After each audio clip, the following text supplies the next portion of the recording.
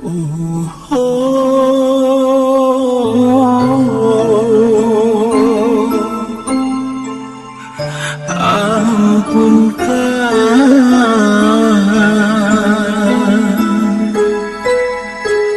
dosaku. Assalamualaikum warahmatullahi wabarakatuh. Salam damai, salam sejahtera bagi saudaraku dimanapun berada. Sedikit kita bercerita tentang hati, akal, dan rasa, yang mana saya mohon maaf kalau tidak mempergunakan bahasa-bahasa yang seolah-olah bernuansa islami. Bahasa saya adalah lebih dominan global, tetapi juga mengacu kepada dasar-dasar Al-Quran dan hadis, yang mana tentu yang saya terjemahkan adalah tafsirnya saja, sehingga bisa diterima oleh semua kalangan, karena Allah Maha Tahu dengan segala bahasa yang ada. Baiklah saudaraku, apakah tentang hati itu?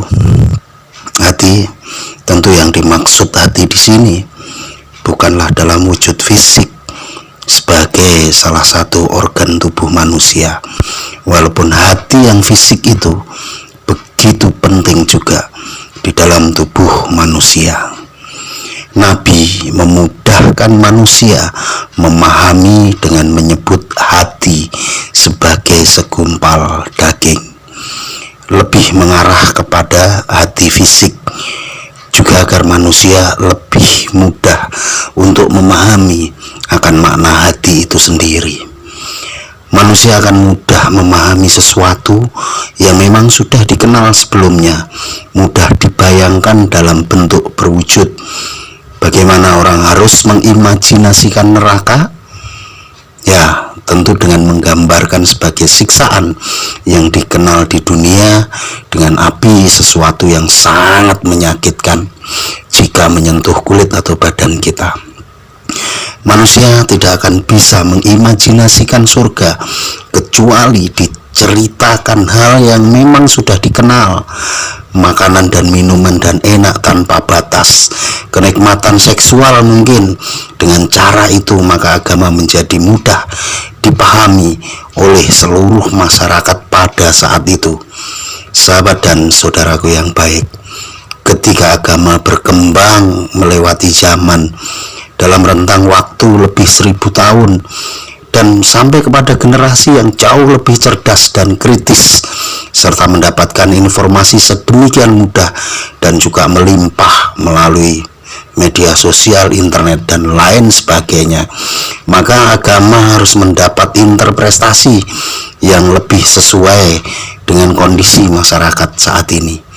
Atau agama hanya menjadi pilihan kedua dalam hidupnya? Kenyataan ini di negara-negara maju dan modern, agama bukan lagi hal yang penting dan menjadi utama dalam hidupnya. Mereka menjadikan agama hanya sebagai pelengkap atau identitas saja.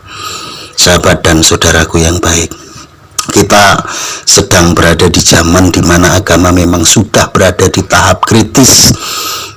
Kami ulang, kita sedang berada di zaman di mana agama memang sudah berada di tahap yang kritis. Kita boleh menyebut bahwa dunia sedang membenci Islam atau Islamophobia, dan memang belum ada fitnah sedemikian besar kepada Islam dalam rentang waktu ribuan tahun selain di zaman kita sekarang ini. Membuat Islam dibenci di seluruh dunia bukan karena musuh Islam itu merencanakan, tapi memang sebagian besar karena kekonyolan kita, karena ketidakfahaman kita, karena terlalu banyak kita belajar kitab yang akhirnya diterjemahkan menurut akaliah kita. Sudah sering kami memberikan beberapa masukan kepada saudara-saudara kami bahwa Islam diajarkan dengan doktrin dan dogma, metode yang memang cocok pada masyarakat dengan tingkat intelektual yang rendah, atau boleh dibilang masyarakat primitif. Orang diancam surga, orang diancam neraka, atau mungkin diiming-imingi surga, hanya bisa dilakukan pada tahap intelektual rendah. Kondisi dalam tata masyarakat belum sempurna. Surga dan neraka bisa jadi semacam kontrol hukum kepada masyarakat untuk menciptakan masyarakat yang lebih tertib, tenang, dan damai. Orang tidak akan mencuri, merampok, membunuh karena ancaman neraka sedemikian mengerikan. Dan orang-orang akan berlomba-lomba menolong sesama, beribadah, berbuat kebaikan karena janji surga yang sedemikian luar biasa. Sahabat dan saudaraku yang baik, dalam kehidupan modern ini kita lihat yang melakukan kejahatan justru orang-orang yang paham akan agama, yang mengerti akan agama secara formal. Kita selalu menyalahkan budaya barat terhadap kerusakan moral umat Islam, bukan memperbaiki diri. Inilah yang menyebabkan umat Islam semakin lama semakin terpuruk, selalu melempar masalah demi masalah kepada orang lain. Selama beratus-ratus tahun umat Islam tertinggal dalam segala hal, dan ketika memasuki zaman modern menjadi gagap.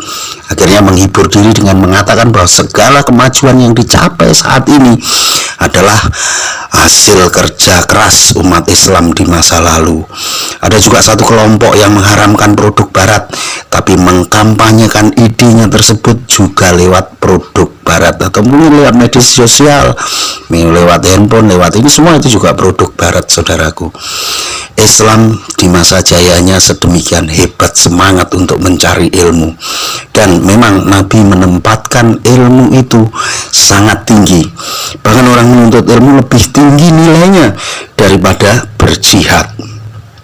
Segala ikhtiar untuk mengembangkan ilmu masuk ke dalam ibadah, sehingga tidak terjadi dikotomo ilmu sebagaimana zaman sekarang.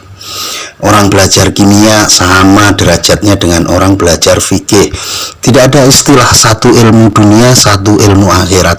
Segala sesuatu yang dilakukan dengan niat karena Allah, keseluruhannya masuk ke dalam sebuah ibadah. Maka hal yang paling pokok yang harus dibenahi pada zaman Nabi sampai zaman keemasan Islam, hal ini dibenahi adalah hati. Ingat, yang perlu dibenahi adalah hati. Hati melahirkan dua produk, yaitu akal dan rasa. Kami ulang, hati melahirkan dua produk, yaitu akal dan rasa.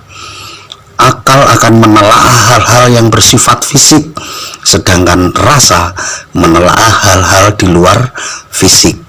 Ketika kita lapar, maka akal mencari bagaimana cara akal lapar itu berubah menjadi kenyang. Akal akan mengirim sinyal kepada badan untuk makan, dan secara lebih besar lagi, akal akan mencari cara agar dalam jangka panjang dan kondisi apapun makanan harus tetap ada. Hasil dari makan itulah baru disebut rasa.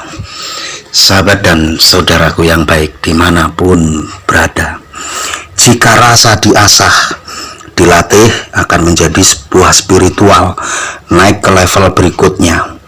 Akal ketika dilatih akan menjadi cerdas, dan keduanya adalah produk hati. Ketika hati kotor dan bermasalah, maka akal juga jadi tidak sehat, dan rasa juga menjadi tidak baik.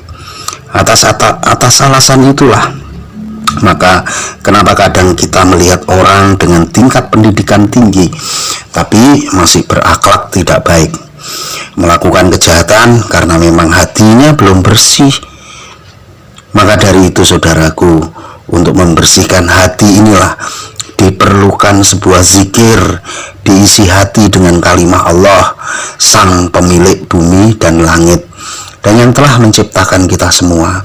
Hati yang berisi kalimah Allah akan mengirim sinyal sempurna kepada akal, sehingga kerja akal tentu akan menjadi benar. Hati yang bersih juga akan sensitif merasakan apapun. Hati bersih akan mudah tergerak untuk berbuat kebaikan dan secara otomatis akan terhindar dari kejahatan. Ibarat besi yang sudah menjadi magnet, memiliki dua kutub, akan saling tarik-menarik yang sejenis dan menolak kutub yang berbeda. Manusia yang hatinya sudah bersih secara otomatis akan menarik rahmat Allah dan menolak segala kemungkaran. Inilah sebenarnya hakikat dari amal ma'ruf nahi mungkar. Secara otomatis badan akan bergerak kepada kebaikan dan mencegah segala kemungkaran tanpa harus diperintah atau dikomando oleh orang lain. Dengan sendirinya tersadar untuk bergerak sendiri, merubah diri sendiri. Hati sebagai instrumen tertinggi hanya bisa menerima perintah atau sinyal dari sumber yang tinggi pula, yaitu dari Allah Subhanahu wa Ta'ala. Pada Nabi Allah berikan wahyu, kepada orang beriman Allah berikan ilham. Ilham dan wahyu itu hanya bisa diterima jika hati kita telah tersambung kepada Allah lewat teknologi atau lewat wasilah atau lewat channel. Tanpa itu maka hati tidak akan menerima gelombang. Maka jika tanpa itu hati akan menerima gelombang dari iblis yang dilaknat oleh Allah. Segala gerak manusia menjadi geraknya iblis. Manusia yang telah menerima gelombang Allah akan bergerak laksana malaikat. Hati dan tubuhnya bercahaya dari dunia sampai ke akhirat. Hati yang telah damai bersama Allah inilah yang menjadi sumber kebenaran. Jika dia seorang ulama akan menjadi rujukan umat. Dari hatinya keluar segala kebaikan. Hati yang disinari ini dalam kondisi apapun bisa berijtihad terhadap apapun, termasuk yang tidak termaktub secara tekstual di dalam kitab suci. Rasulullah Shallallahu Alaihi Wasallam juga pernah bersabda, "Wahai wabisah, mintalah fatwa pada hatimu." Sampai ini diulang 3 kali. Wahai wabisah, mintalah fatwa pada hatimu. Wahai wabisah, mintalah fatwa pada hatimu. Karena kebaikan adalah yang merupakan membuat tenang jiwa dan hatimu, dan dosa adalah membuat bimbang hatimu dan goncang dadamu. Walaupun engkau meminta fatwa pada orang-orang dan mereka memberimu fatwa. Ini terdapat pada hadis riwayat Ahmad.